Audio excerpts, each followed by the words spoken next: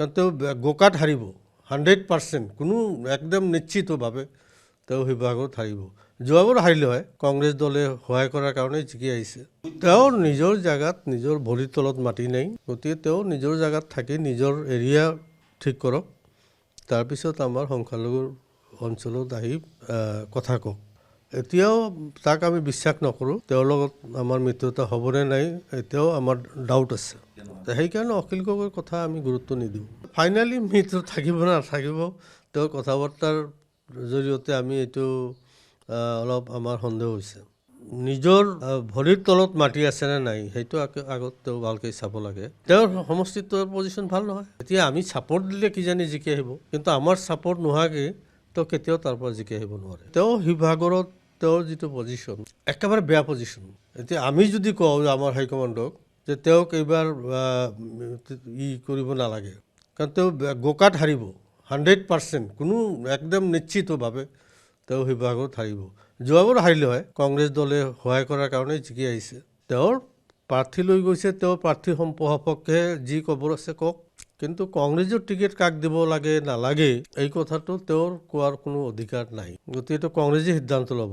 তেওঁৰ নিজৰ জেগাত নিজৰ ভৰিৰ তলত মাটি নাই, তেওঁ সংখ্যালঘু অধ্যুষিত এলেকাত গৈ মিটিং কৰি, আজিকালি জানেতো যে বেছি কথা ক'লে কিছু আমাৰ নতুন প্ৰজন্মই তাক চাবলৈ আহে।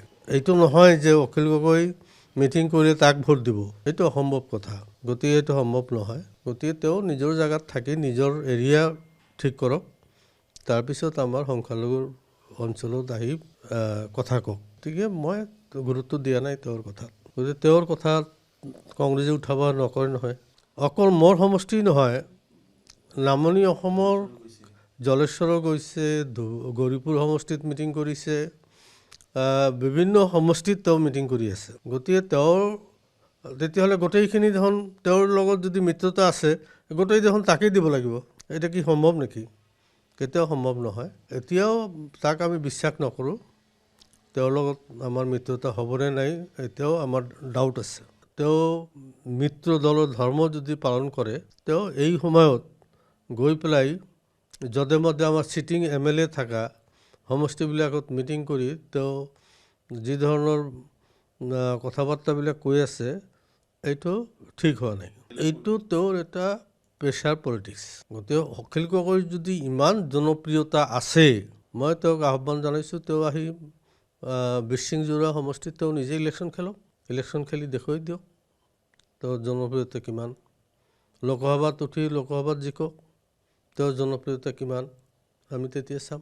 সেইকাৰণে অখিল গগৈৰ কথা আমি গুৰুত্ব নিদিওঁ। ফাইনেলি মিত্ৰ থাকিব নাথাকিব, তেওঁৰ কথা বাৰ্তাৰ জৰিয়তে আমি এইটো অলপ আমাৰ সন্দেহ হৈছে।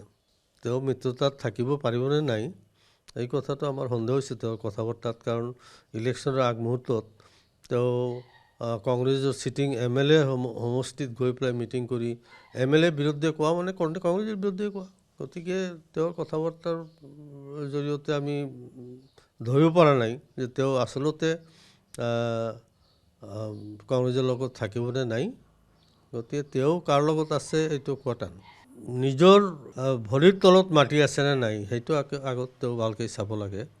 তেওঁৰ সমষ্টি শিৱসাগৰত পঞ্চায়ত নিৰ্বাচনত তেওঁৰ অস্তিত্বই নাই, একেবাৰে অস্তিত্ব নোহোৱা হৈ গৈছে। গতিকে তেওঁৰ বিৰুদ্ধেতো আমি ক'বলৈ যোৱা নাই, গতিকে তেওঁ আমাৰ বিৰুদ্ধে ক'বলৈ আহিছে।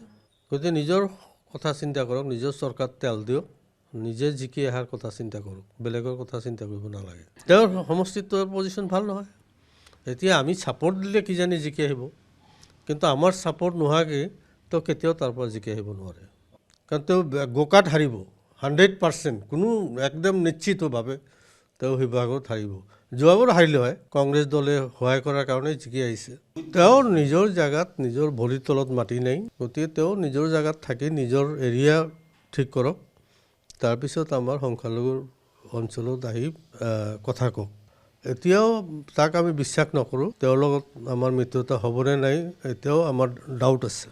সেইকাৰণে অখিল গগৈৰ কথা আমি গুৰুত্ব নিদিওঁ। ফাইনেলি মিত্ৰ থাকিব নাথাকিব, তেওঁৰ কথা বাৰ্তাৰ জৰিয়তে আমি এইটো অলপ আমাৰ সন্দেহ হৈছে।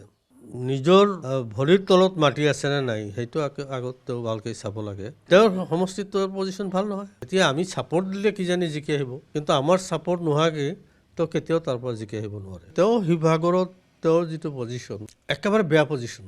এতিয়া আমি যদি কওঁ আমাৰ হাইকমাণ্ডক যে তেওঁক এইবাৰ কৰিব নালাগে, কাৰণ তেওঁ গোকাত হাৰিব 100%, কোনো একদম নিশ্চিতভাৱে তেওঁ শিৱসাগৰত হাৰিব।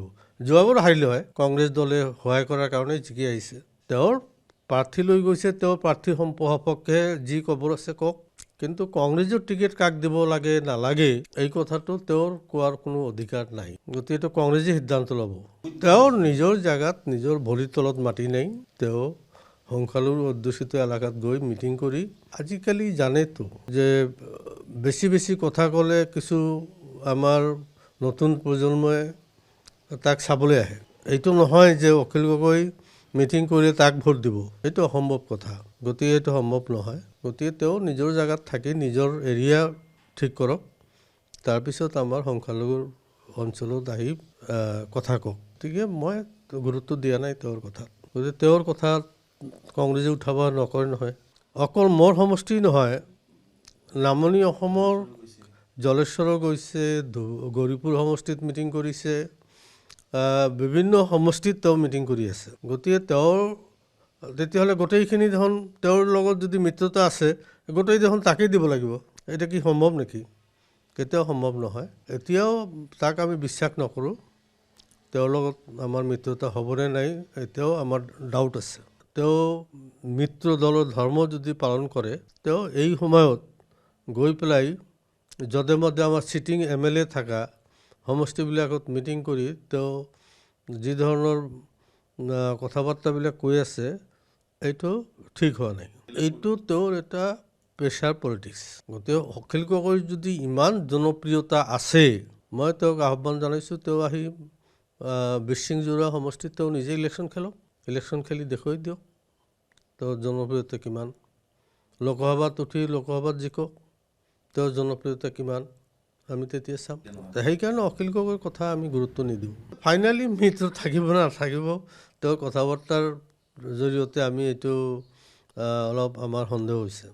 তেওঁ মিত্ৰতাত থাকিব পাৰিবনে নাই এই কথাটো আমাৰ সন্দেহ হৈছে তেওঁৰ কথা বাৰ্তাত। কাৰণ ইলেকশ্যনৰ আগমুহূৰ্তত তেওঁ কংগ্ৰেছৰ চিটিং MLA সমষ্টিত গৈ পেলাই মিটিং কৰি MLA বিৰুদ্ধে কোৱা মানে কংগ্ৰেছৰ বিৰুদ্ধে কোৱা। গতিকে তেওঁৰ কথা বাৰ্তাৰ জৰিয়তে আমি ধৰিব পৰা নাই যে তেওঁ আচলতে কংগ্ৰেছৰ লগত থাকিবনে নাই। গতিকে তেওঁ কাৰ লগত আছে এইটো কোৱা টান। নিজৰ ভৰিৰ তলত মাটি আছেনে নাই সেইটো আগত তেওঁ ভালকৈ চাব লাগে। তেওঁৰ সমষ্টি শিৱসাগৰত পঞ্চায়ত নিৰ্বাচনত তেওঁৰ অস্তিত্বই নাই, একেবাৰে অস্তিত্ব নোহোৱা হৈ গৈছে।